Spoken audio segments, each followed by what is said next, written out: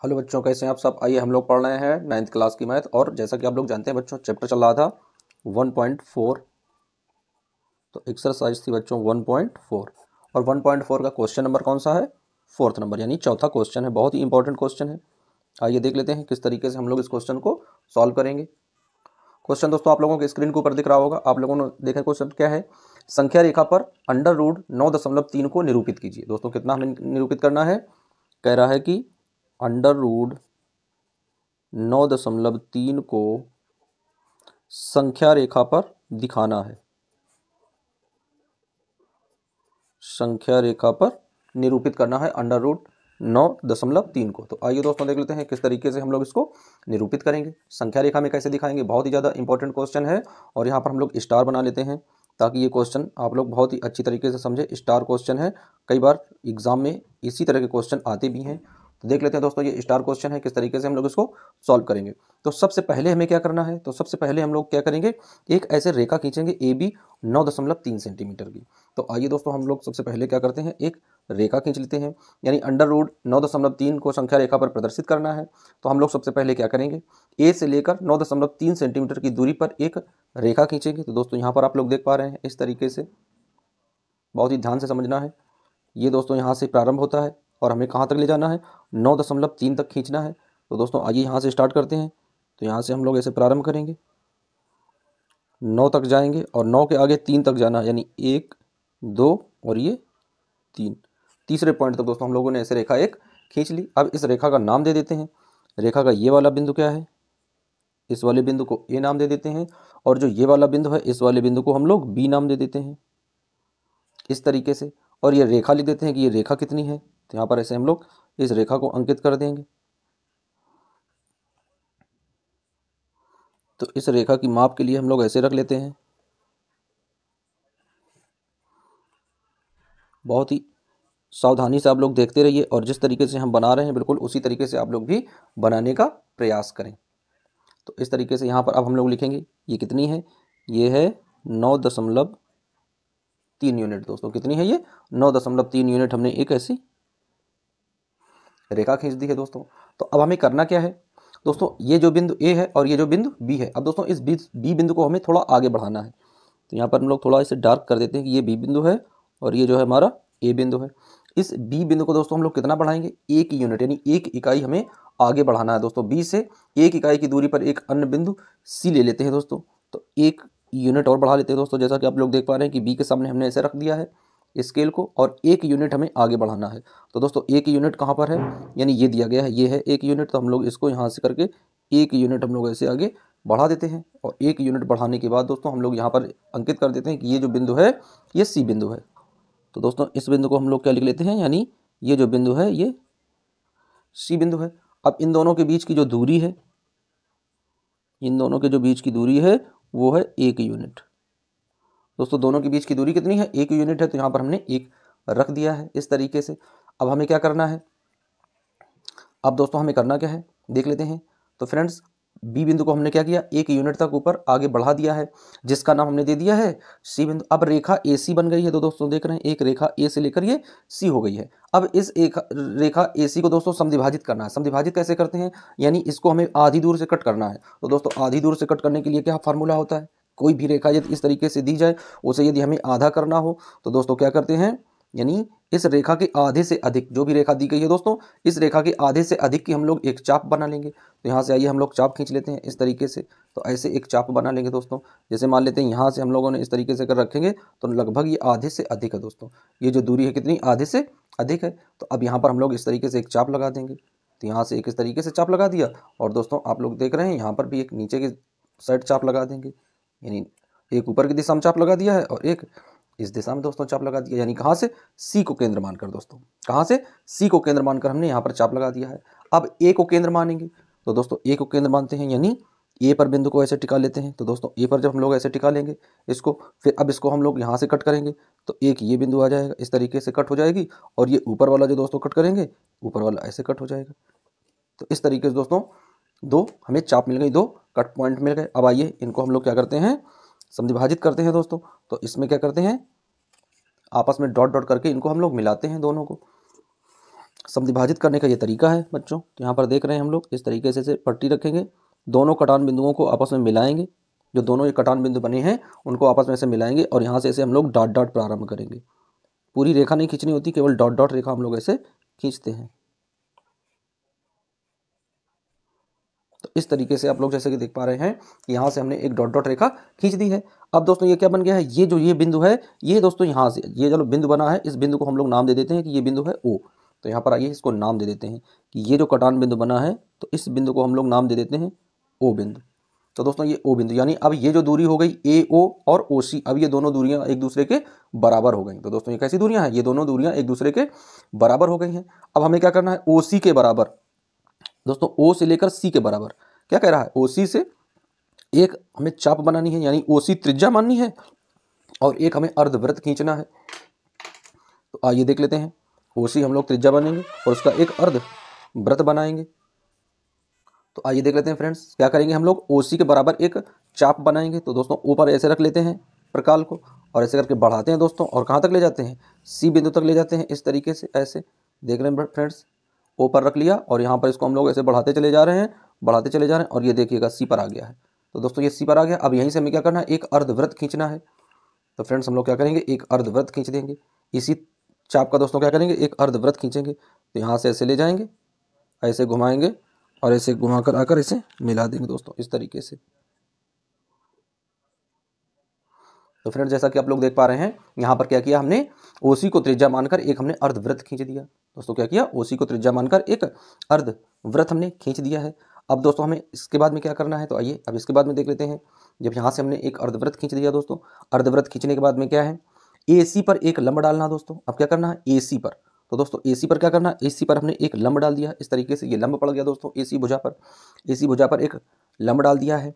B से होकर एक अर्धवृत्त को बिंदु D पर प्रतिच्छेद करता है। अब B से होकर एक अर्धवृत्त खींचना दोस्तों, यानी B से होकर एक हमें क्या करना है, अर्धवृत्त खींचना है। तो आइए देख लेते हैं कि इस B से होकर एक अर्धवृत्त हम लोग खींचते हैं। अब आइए दोस्तों देख लेते हैं, ये जो दोस्तों C है, अब C पर हम लोग एक वृत्त ड्रा कर लेते हैं इस तरीके से, एक चाप बनाएंगे दोस्तों यहाँ से इस तरीके की, और C से करके ऐसे वृत्त को मिला देंगे दोस्तों इस चाप को। तो ऐसे मिलाएंगे फ्रेंड्स, C को ऐसे हमने कर लिया, यहाँ से एक चाप लगाएंगे C पर इस तरीके से दोस्तों, कोई भी चाप लगा देंगे, इस चाप की कोई माप फिक्स नहीं है, कोई भी माप की एक चाप लेंगे और C से दोस्तों एक हम लोग खींच देंगे। तो इस तरीके से खींचेंगे, देख लेते हैं किस तरीके से। ये भी दोस्तों हमें क्या करना है, डॉट डॉट के तरीके से ही खींचना है। तो दोस्तों इसको भी डॉट डॉट तरीके से ही हम लोग यहाँ से खींचेंगे इस तरीके से ऐसे।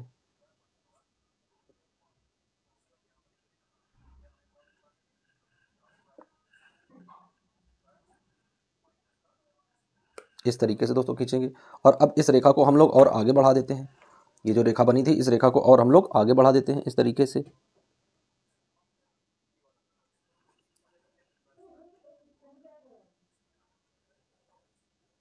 इस तरीका को हमने क्या किया दोस्तों, इस रेखा को और आगे तक बढ़ा के ले गए इस तरीके से। अब दोस्तों हम लोग देख रहे हैं कि जहाँ पर ये जो कटान बिंदु प्राप्त हुआ है, दोस्तों देख रहे हैं जहाँ पर ये हमें क्या भी हुआ है, ये कटान बिंदु प्राप्त हुआ है। तो दोस्तों यहाँ से हम लोग क्या करेंगे, बी को मिला देंगे। तो दोस्तों बी से इसे ऐसे मिला देते हैं। तो ये दोस्तों यहाँ से हम लोग बी से मिलाएंगे, उसके बाद में इसी को हम लोग ओ से भी मिला देंगे इस तरीके से।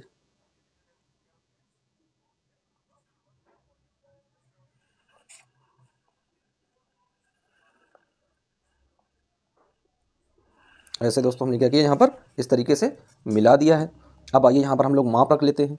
तो दोस्तों ये वाला जो बिंदु है, इस वाले बिंदु को हम लोग डी मान लेंगे कि ये वाला जो बिंदु प्राप्त हुआ है इसे हम लोग डी से डिनोट करेंगे। ये वाला जो बिंदु प्राप्त हुआ है, यहाँ पर जो ये कटिंग हुई है दोस्तों, ये बिंदु जो है ये ई प्राप्त हुआ है।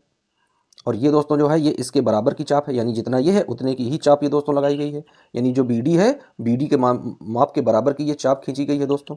तो आइए देख लेते हैं, बी पर दोस्तों इस तरीके से लंबा डालिया, यहाँ से इसे मिला दिया, जितनी ये चाप है ऐसे हमने चाप लगा दी। और दोस्तों मान रख लेते हैं कि ये वाली जो ऊंचाई है, ये वाली ऊंचाई हमें प्राप्त हुई है √9.3, ये दोस्तों हमें यहाँ से प्राप्त हुआ है। अब आइए दोस्तों इस तरीके से तो हम लोग संख्या रेखा पर दिखा रहे हैं। तो दोस्तों जो दूरी ये है, यानी बी डी जो दूरी है, वही दोस्तों क्या है, ये दूरी मान है, यानी इन दोनों दूरियों का योग जो है वो मान है, इतने के बराबर ही यहाँ पर हमने संख्या रेखा पर ऐसे चाप लगाई है। तो दोस्तों यहाँ पर जो इसका मान है, यानी ये जो ये दूरी है वही दूरी ये समान है। तो ये वाला भी पॉइंट दोस्तों क्या हो जाएगा, ये वाला भी पॉइंट हो जाएगा √9.3। और दोस्तों हमें क्या करना है, 9.3 को संख्या रेखा पर दर्शाना है। तो दोस्तों इस तरीके से हम लोगों ने क्या किया है, इसको संख्या रेखा पर अंडर रूट 9.3 को दर्शा दिया है। अब आइए इसका दोस्तों हम लोग गणितीय रूप देख लेते हैं कि इसका गणितीय रूप कैसा है, यानी हम लोग इसको कैसे सॉल्व करेंगे, किस तरीके से दोस्तों इसको हम लोग रखते हैं, ये भी समझ लेते हैं। तो फ्रेंड्स जैसा कि आप लोग देख पा रहे हैं कि अंडर रूट 9.3 को हम लोगों ने संख्या रेखा पर इस तरीके से प्रदर्शित कर दिया है। दोस्तों आप लोग वीडियो शुरू से देखेंगे, एक एक पॉइंट देखेंगे, तभी इस सवाल को समझ पाएंगे, अन्यथा बीच में कहाँ से चाप लगाई गई है आप लोग भूल जाएंगे। तो अब आइए दोस्तों बढ़ते हैं, इसका गणितीय रूप देखते हैं कि इसका गणितीय रूप किस तरीके से होगा, कैसे हम लोग इसको सॉल्व करेंगे। तो आइए दोस्तों इसका हम लोग परिकलन कर लेते हैं, सोल्यूशन देख लेते हैं किस तरीके से इसका सोल्यूशन है। तो दोस्तों यहाँ से देखते हुए चलते हैं थोड़ा इस तरीके से। दोस्तों ये जो दूरी है यानी ओ ए की जो दूरी है, तो लिख लेते हैं। सबसे पहले क्या लिखेंगे, ओ ए बराबर है ओ सी के, बराबर है ओ सी के, और ओ सी बराबर है ओ डी के। तो ये तीनों बिंदु दोस्तों क्या है, एक दूसरे के बराबर हैं। ये तीनों बिंदु दोस्तों क्या हैं, एक दूसरे के बराबर हैं। फिर आइए इनका लिख लेते हैं दोस्तों, ये क्या है, अर्धवृत्त की त्रिज्याएं हैं। दोस्तों ये क्या है, ये अर्धवृत्त की त्रिज्याएं हैं। कोष्टक में लिख लेंगे, ये क्या है, अर्धवृत्त की त्रिज्याएं हैं। लिखेंगे दोस्तों अर्धवृत्त की त्रिज्याएं हैं।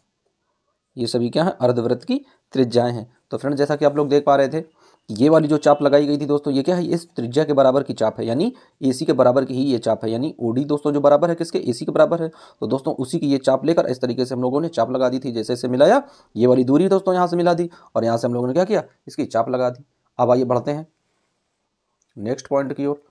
तो दोस्तों जब आप लोग एक चीज़ याद रखना, जब भी आप लोग ये चाप लगाएंगे तो पहले दोस्तों दूरी BD रखेंगे, और BD माप कर ही इस चाप को लगाएंगे। दोस्तों क्या है, BD दूरी माप कर ही इस चाप को लगाएंगे।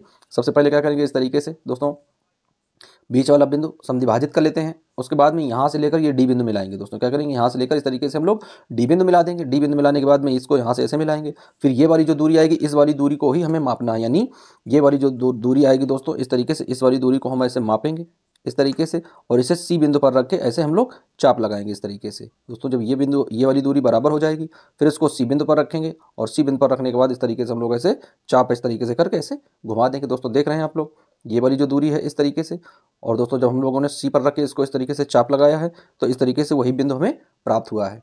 तो अब आइए दोस्तों देख लेते हैं, इसका गणितीय रूप देखते हैं किस तरीके से होगा।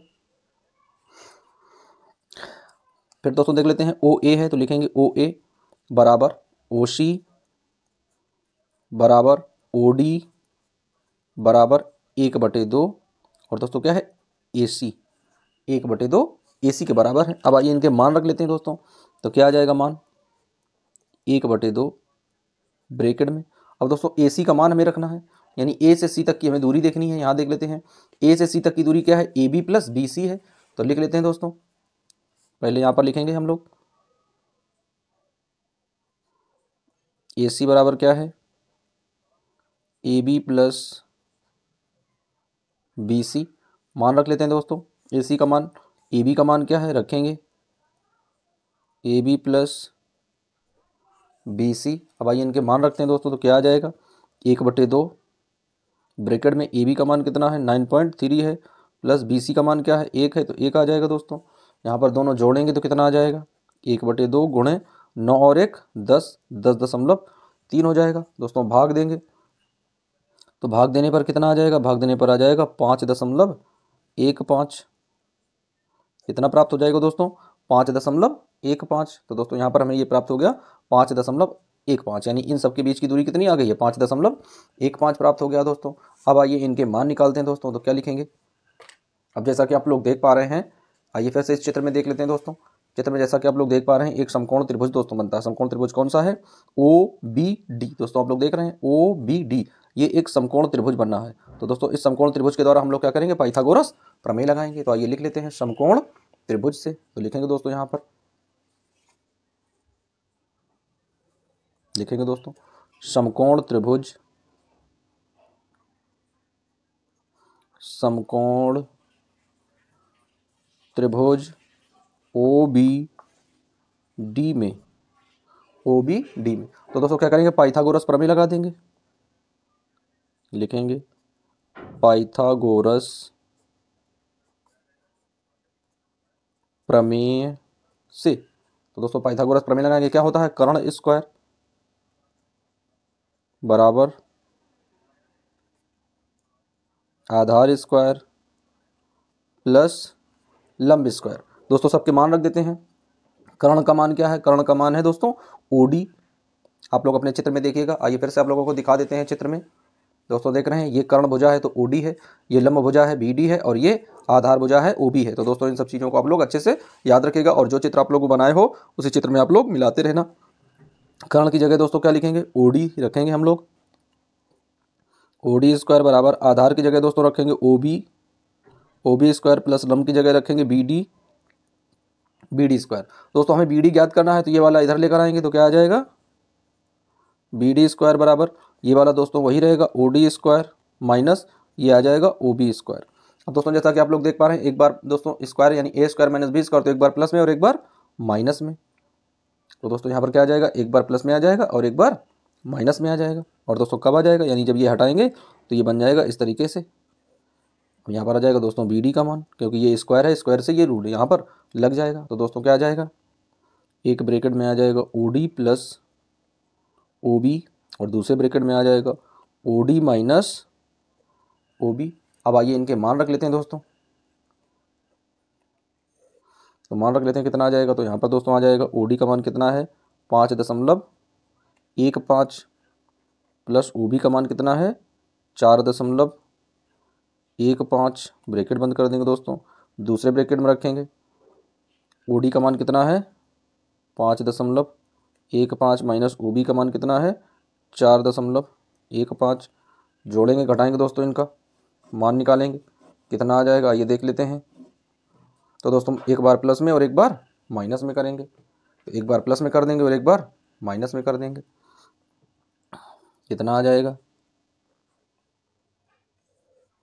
तो यहाँ दोस्तों जोड़ देते हैं, 5 5 10 आ गया।